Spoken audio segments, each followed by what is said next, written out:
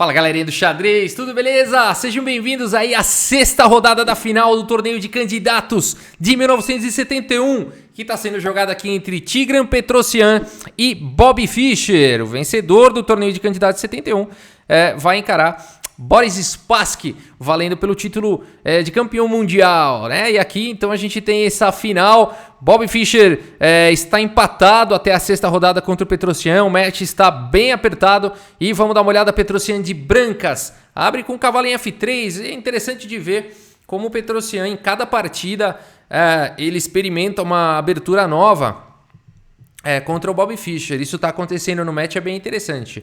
Bobby Fischer faz aí o lance C5, agora temos B3, D5, bispo em B2, desenvolvendo aí o bispo de casas escuras em fianqueto, F6, C4 aqui pelo Petrosyan e agora D4. Então vejam como o Bobby Fischer vai dominando aí as casas escuras do tabuleiro, D3 e agora E5. Muito sólida essa formação de peões aqui do Bobby Fischer até o momento. E3 aqui pelo Petrosyan e agora simplesmente cavalo em E7, desenvolvendo o cavalo. Bispo em E2, cavalo de E aqui em C6. Muito interessante essa manobra do Bobby Fischer. Realmente não havia outra maneira de desenvolver rapidamente aí o cavalo. Poderia ter talvez pensado em cavalo em H6. No entanto, esse lance aqui ele é mais coerente com um plano com ambições na ala da dama, né? Então é mais coerente levar o cavalo para a ala da dama se essa for a região do tabuleiro que o Bobby Fischer tiver querendo jogar. Cavalo de bem D2, bispo em E7, roque aqui pelo Bobby Fischer e agora E4 aqui pelo Petrosyan, fechando todo esse centro. A6, então agora o Bobby Fischer precisa encontrar uma ruptura de peão aí para tentar abrir linhas e soltar o jogo, soltar as suas peças. Cavalo em E1, aparentemente o Petrosyan libera agora o peão da coluna F, aparentemente ele vai lançar um ataque na ala do rei.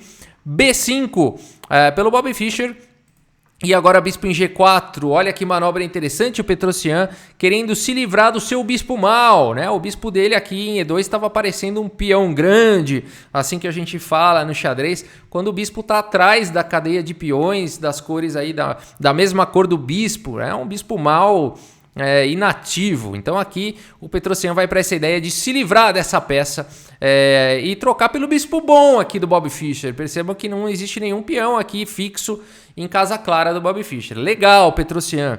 Bispo por G4, dama por G4 aqui pelo Petrosyan e agora dama C8. O Bobby Fischer se preocupa com essa dama aqui na cara do rei dele, propõe as trocas, dama em E2, evitando as trocas e agora cavalo em D7, desenvolvendo aí o outro cavalo. Cavalo em C2, torre B8, o Bobby Fischer continua direcionando suas peças na ala da dama.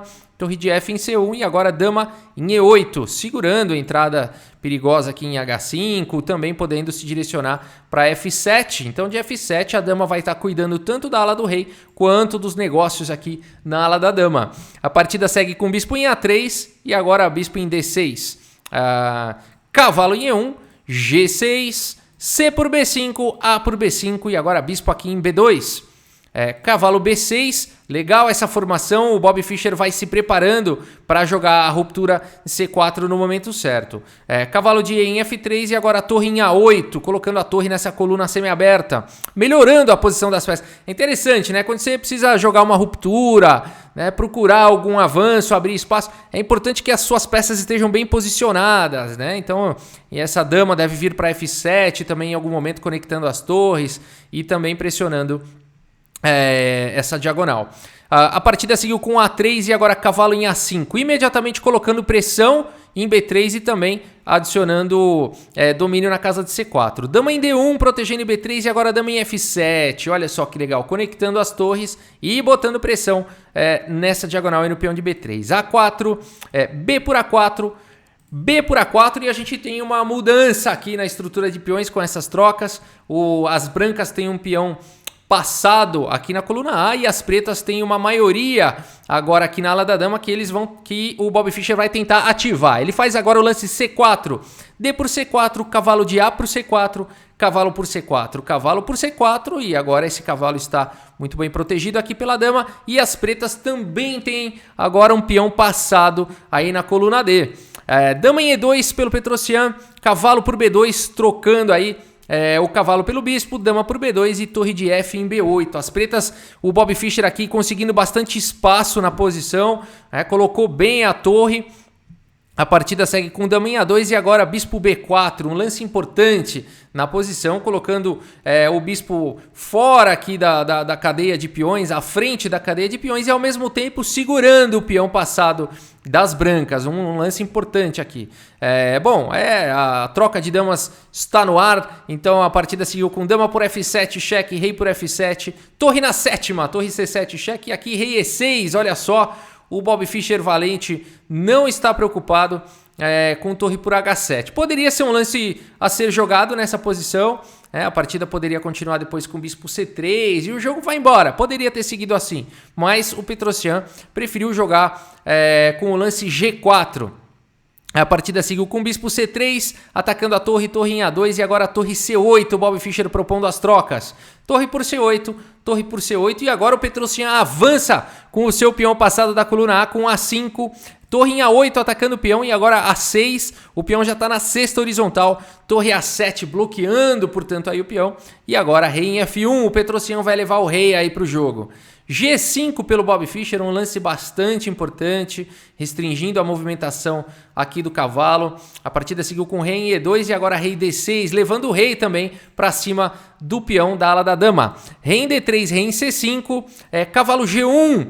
Agora o Petrosyan está manobrando o cavalo para outros lugares. Rei em B5 atacando o peão, cavalo em E2. Fazendo pressão no ponto de C3, tanto o cavalo quanto o rei estão atacando. E agora bispo em A5. Esse lance sai do ataque do cavalo e bloqueia a defesa do peão. Esse peão está atacado duas vezes já pelo rei aqui. Pela torre não tem nenhuma defesa. A partida segue com torre B2, cheque, rei por A6. Legal, o Bob Fischer tem um peão a mais nesse final. No entanto, no momento o rei dele está cortado aqui da luta. A partida segue com torre B1, mantendo o rei cortado. E agora torre C7. O Bob Fischer vai tentando encontrar aí um jeito de soltar, de restringir aqui a movimentação das brancas. O rei das brancas também não consegue entrar agora na posição. O cavalo fica meio escravo segurando aqui a casa de C3. A partida seguiu com torre B2 e agora bispo em E1. Então esse lance vem com o tempo sobre o peão de F2. F3 foi jogado e agora rei em A5.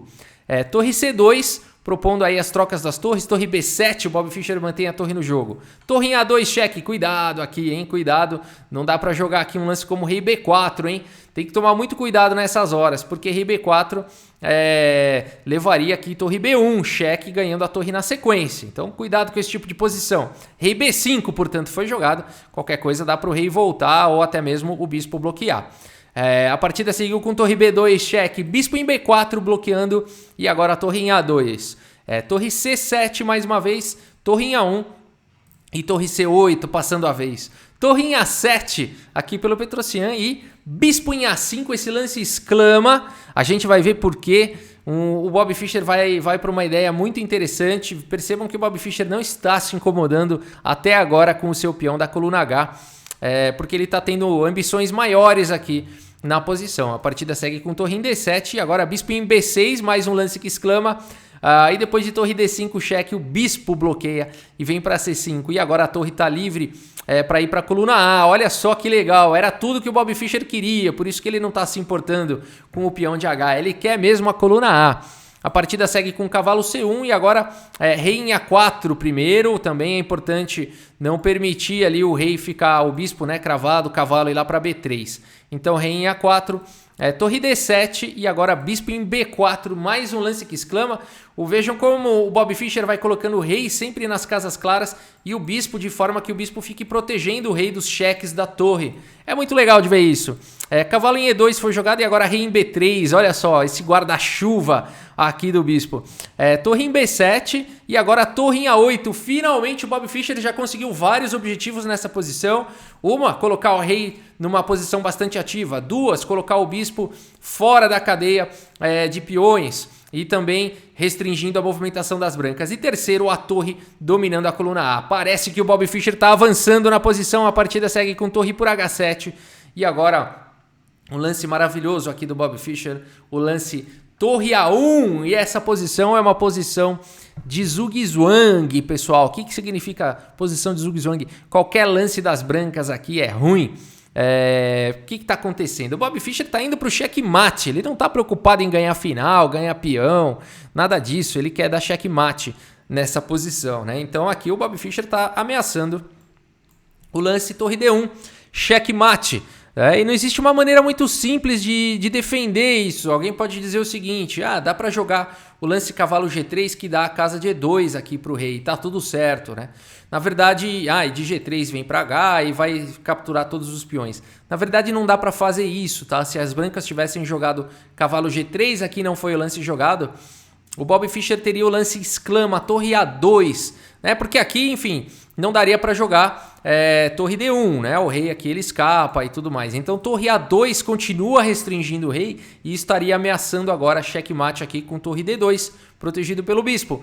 E aqui as brancas não teriam como proteger isso, teriam que jogar cavalo aqui em F1 tentando segurar a casa de D2, mas aí viria o arrematador torre em F2, olha só, atacando o cavalo, e se o cavalo sair daí, por exemplo, com cavalo G3, simplesmente torre D2 entrega checkmate, e se o cavalo ficar, o cavalo vai ser capturado.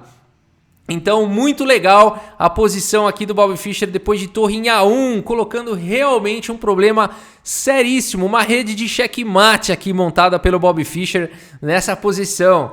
Genial! O Petrosyan segue aqui da melhor maneira possível com o cavalo por D4, entregando, portanto, uma peça menor por 2 peões. E, claro, faz todo o sentido do mundo. Essa é a melhor realmente tentativa na posição. Qualquer outra a gente viu os problemas que poderiam acontecer. É cheque. A partida segue com E por D4 e agora rei por D4. E aqui as brancas, se conseguirem jogar rei D5, rei E6... olha só, hein? Pode ficar perigoso. No mínimo um empate as brancas têm se conseguirem isso. O Bob Fischer não pode permitir, ele segue com torre D1. Volta, rei. Esse cheque ele é muito bacana porque agora o rei não consegue avançar na posição e ele tem que recuar.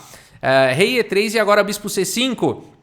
Armando mais uma vez uma rede de checkmate. A gente vai ver que legal. Rei em E2 atacando a torre. E agora a torre vem para H1. Escravizando a torre na defesa do peão de H. H4 faz todo o sentido do mundo. Aqui o Petrosyan vai avançando com o seu peão na tentativa de criar algum peão passado. Mas o Bob Fischer não está interessado em finais. Ele quer dar checkmate. Rei C4, H5. O Petrosyan tem um peão passado perigoso na coluna H, mas agora a torre H2. Cheque. Percebam que o rei agora ele vai ser empurrado aqui, essas casas não estão disponíveis, o rei e o bispo estão dominando, a torre está dominando todas as demais, o rei tem que ir para baixo. Portanto, rei E1 e depois de rei D3 aqui, o Bob Fischer está simplesmente ameaçando torre H1, checkmate. E não existe uma maneira muito simples de defender. Vejam como o bispo sempre tem a oportunidade de cobrir também possíveis cheques de torre, ou até mesmo o rei vai estar debaixo do guarda-chuva aqui das próprios peões das brancas se for preciso. Portanto, nessa posição não tem como evitar realmente uma perda severa de material ou até mesmo alguma sequência de checkmate. E por isso o Petrosyan abandona a partida. Olha só, o Bob Fischer, depois de uma sequência aí de 3 empates, consegue a sua segunda vitória no match contra apenas uma vitória de Petrosyan. Portanto, Bob Fischer assumindo a liderança aí do match nessa sexta rodada. Um momento importantíssimo de negras ainda. Que em geral o jogador tem dificuldades, né, de conseguir logo a iniciativa com as negras. Então foi muito interessante essa partida aqui do Bob Fischer contra o Petrosyan, né? Vamos dar uma olhada aqui no relatório, olha só, do chess.com. E aqui realmente o Bob Fischer teve uma precisão maior, 97,2% de precisão contra 94,3% do Petrosyan. 40 dos lances do Bob Fischer foram os melhores contra 37 do Petrosyan. 8 lances excelentes para o Bob contra 4. 12 lances bons para cada um, 2 lances apenas de livro. Foi legal, né? A saída do Petrosyan lá com cavalo F3 e depois B3, né? Foi bem interessante. 9 imprecisões aqui pelo Petrosyan, errou um pouco mais, né? Foi um pouco menos preciso, segundo a análise do computador, do que o Bob Fischer, que cometeu 4 imprecisões. Ninguém errou, ninguém cometeu nenhuma gafe, né? Nenhuma vitória perdida. Foi realmente ali no detalhe, né? Foi um final muito bem jogado pelo Bob Fischer, né? Que luta, né? Que final, realmente ali tentando... pouco a pouco, né, conseguindo pequenos objetivos, foi melhorando a posição do rei, foi colocando ali o bispo de casas negras bem colocado, conseguiu dominar uma coluna, né, e tal, e assim foi indo, e foi que criou até uma rede de mate aí, e o Petrosyan não segurou aí na posição, né? Então o Bobby Fischer largou agora na frente aí no match. E a gente continua mostrando as partidas desse incrível match, dessa final do torneio de candidatos de 1971, Tigran Petrosyan contra Bobby Fischer. É isso por enquanto, pessoal. Muito obrigado pela audiência, um grande abraço para todos vocês e até a próxima. Valeu!